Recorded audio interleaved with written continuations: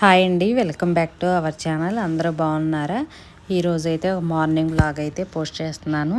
ఈ వీడియో నచ్చితే తప్పకుండా లైక్ చేసి మన ఛానల్ని కొత్తగా చూస్తుంటే సబ్స్క్రైబ్ చేసుకోండి. ఇంటి ముందైతే ముగ్గేసానండి ఎర్లీగానే. మాకు అపార్ట్మెంట్ అంటే ఎదరు కొంచెం ప్లేస్ తక్కువగా ఉంటుంది కదా, మళ్ళీ అందరూ ఇంటి ముందు ఊడ్చుకొని ముగ్గు వేసుకుంటారు కాబట్టి చిన్న ముగ్గే వేయతైతే ఎక్కువ ప్లేస్ అయితే ఉండదు. వాచ్మెన్ వచ్చి ఎర్లీగానే ఊడ్చి నీట్గా తుడిచేసి వెళ్ళిపోతారు. ఇంకా అందుకోసం అనేసి మనకైతే బయట పెద్దగా పని అనిపించదు. ఇంకా డస్ట్బిన్ వస్తే డస్ట్బిన్ బయట పెట్టడమే, కానీ ముగ్గు వేసుకునేది మన ఇంటి ముందు గుమ్మం ముందే కాబట్టి ఆ కొంచెం మళ్ళీ ఊడ్చి తుడిచేసి ముగ్గులు అయితే పెట్టుకుంటాము. ఇంకా తర్వాత అయితే టీ పెట్టేశాను. టిఫిన్ చేసిన తర్వాత టీ తాగుతాము ఒక్కొక్కసారి.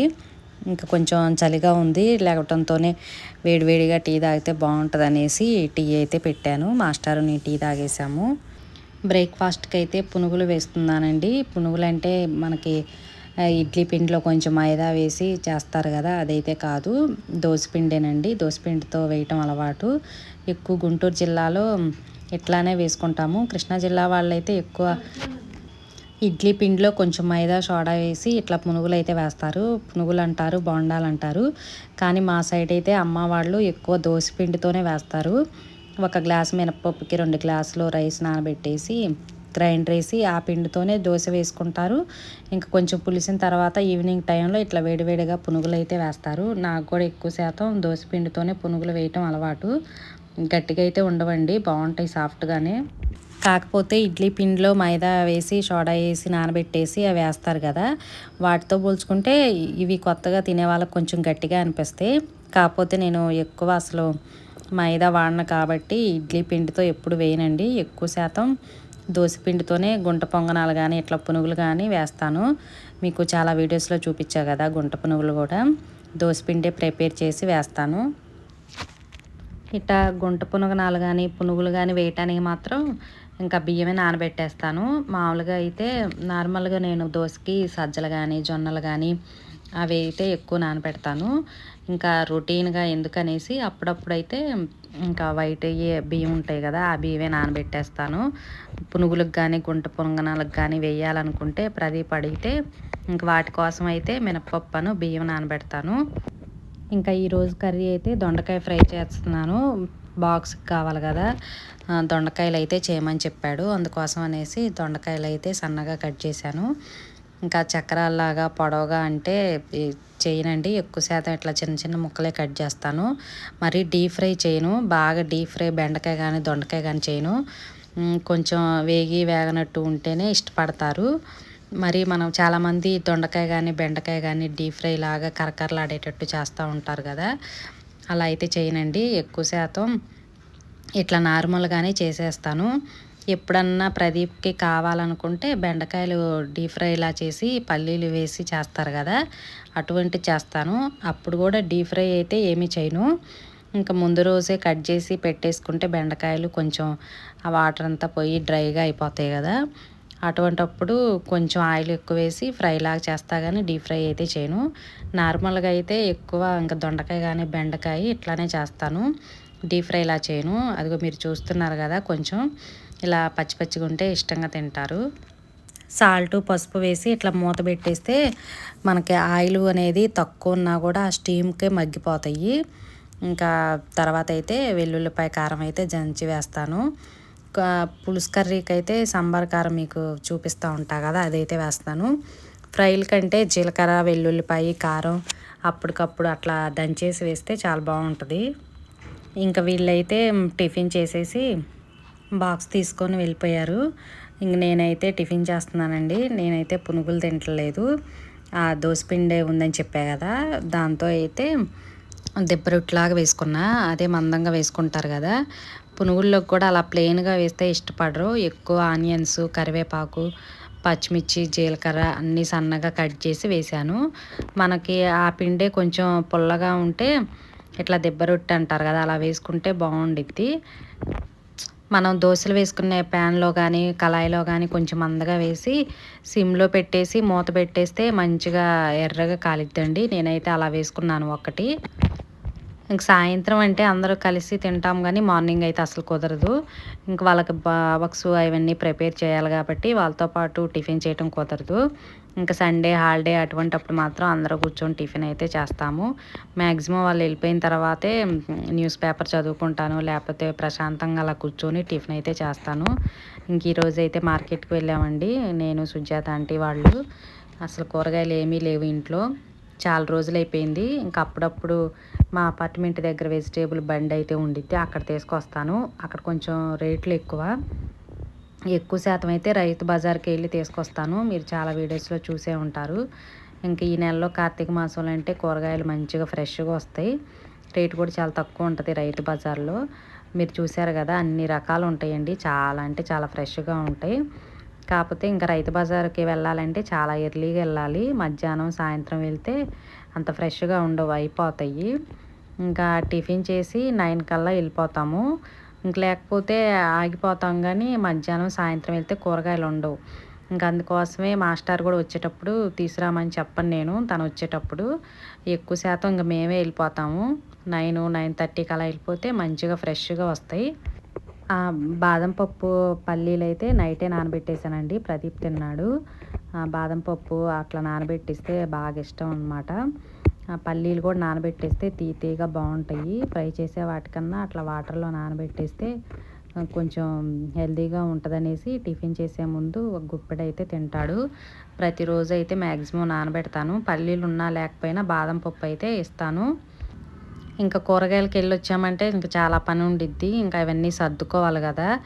మార్కెట్ మాకు అపార్ట్మెంట్ నుంచి 1 కిలోమీటర్ అయితే ఉండిద్ది. ఇంకా ఆడవాళ్ళం అంతా అట్లా కలిసే వెళ్తాము. ఆటో అటువంటిది ఏమీ ఎక్కం, నడుచుకుంటానే వెళ్ళిపోతాము. వెళ్ళేటప్పుడు బాగానే ఉంటుంది కానీ వచ్చేటప్పుడు చాలా బరువుగా అనిపించిద్ది. కాకపోతే ఇంకా మనకి ఫ్రెష్గా కూరగాయలు కావాలంటే తప్పదండి.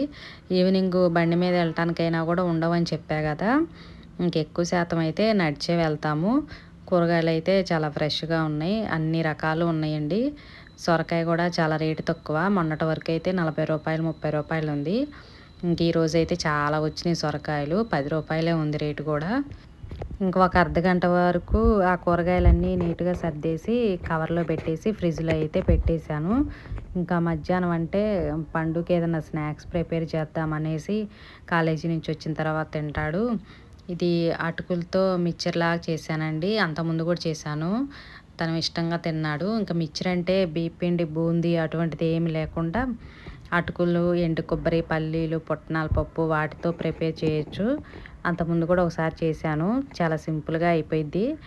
ఎప్పుడు కావాలంటే అప్పుడు ఈజీగా చేసేసుకోవచ్చు. ఇంకా మార్కెట్కి వెళ్ళాలనుకుంటే ముందు రోజు నైటే అనుకుంటాము. అప్పటికప్పుడు వెళ్ళాలంటే ఇంట్లో పని అసలు అవ్వదని చెప్పా కదా.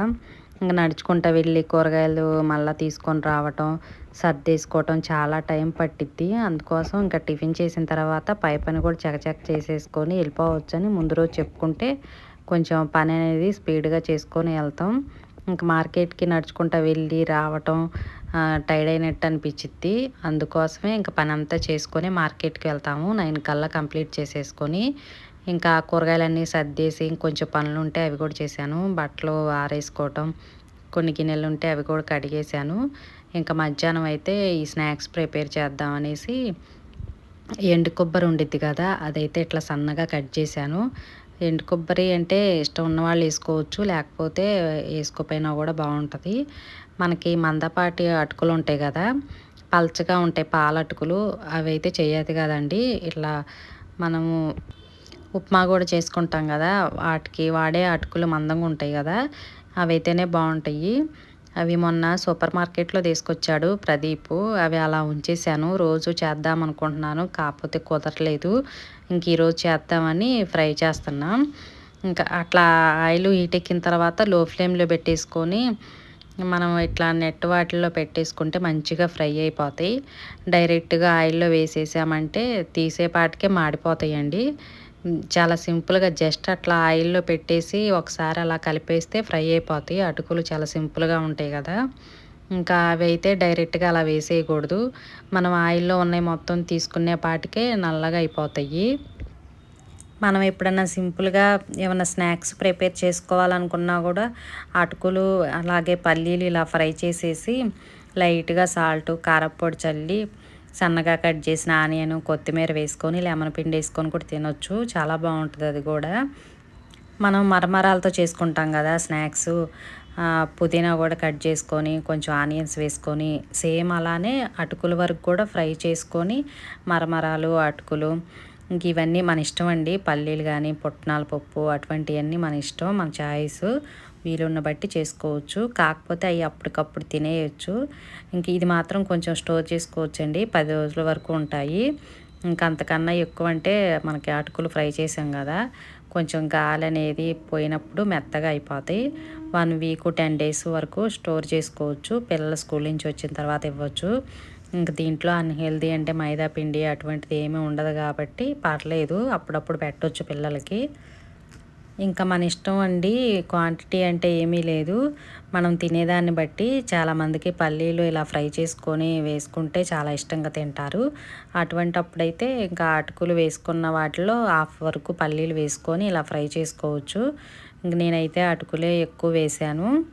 అటుకులు కొంచెం లైట్గా ఫ్రై చేసి పక్కన పెట్టేసుకొని తర్వాత ఇంక మీరు చూస్తున్నారు కదా, పల్లీలు కూడా లో ఫ్లేమ్లోనే ఫ్రై చేసుకోవాలి, లేకపోతే ఈజీగా కలర్ చేంజ్ అయిపోతాయి కానీ లోపల పచ్చిగా ఉంటాయి. పల్లీలు కూడా ఫ్రై చేసి తర్వాత పుట్నాల పప్పు కూడా ఫ్రై చేశాను. ఇంకా పుట్నాలు పల్లీలు ఎండు కొబ్బరి అన్నీ కొంచెం కొంచెమే తీసుకున్నాను, ఎక్కువ అటుకులండి. తర్వాత ఇంకా కరివేపాకు మీకు తెలుసు కదా, కరివేపాకు ఎంత వేసుకున్నా కూడా బాగుండిద్ది, మంచిగా కరకరలాడుతూ ఉంటాయి కదా.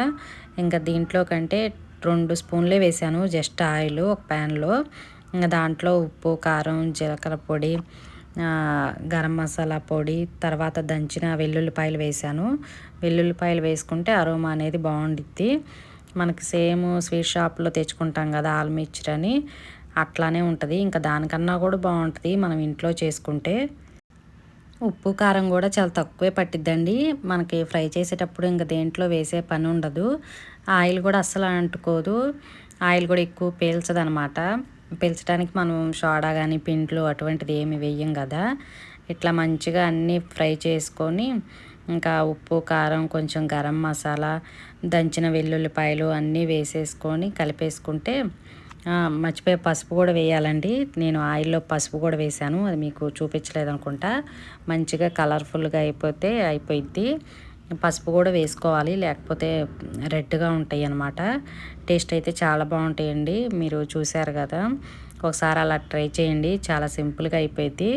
ఎప్పుడన్నా పిల్లలు టీవీ చూస్తున్నా కూడా సరదాగా అయినా తినేయచ్చు. ఇంకా అర్ధగంటలో అయిపోతే ప్రాసెస్ అయిపోయిద్ది. మనకి గిన్నెలు కూడా ఎక్కువ పట్టదనమాట, ఆయిల్ కూడా ఎక్కువ పీల్చదని చెప్పా కదా.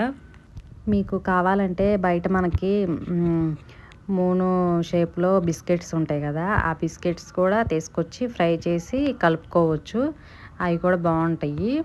ఇంకా లైట్గా ఒక హాఫ్ గ్లాస్ వరకు శనగపిండి సాల్ట్ వేసేసి బూందీలా చేసి అవి కూడా కలపవచ్చు. ఇంకా అంత ప్రాసెస్ ఎందుకనుకుంటే ఇలా చేసుకోవచ్చండి. మనకి బయట దొరికే ఇంకా బూందీ మిక్చర్ అని ఉంటుంది కదా, దాంట్లో కూడా సేమ్ ఇలానే చేస్తారు. అటుకులు పల్లీలు పుట్నాలు కరివేపాకు సేమ్ ఇలానే చేస్తారు.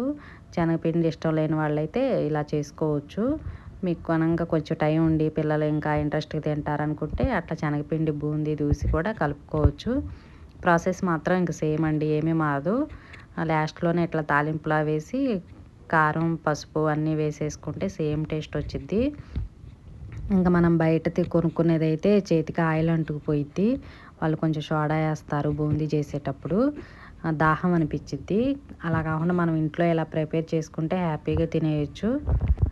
ఇంకా చేసా కదా అది అటుకుల మిక్చరు, అదైతే చల్లారిన తర్వాత ఇంకా స్టోర్ చేశానండి. అలా వేడివేడిగా వేసేస్తే కొంచెం తేమగా అనిపించిద్ది కదా.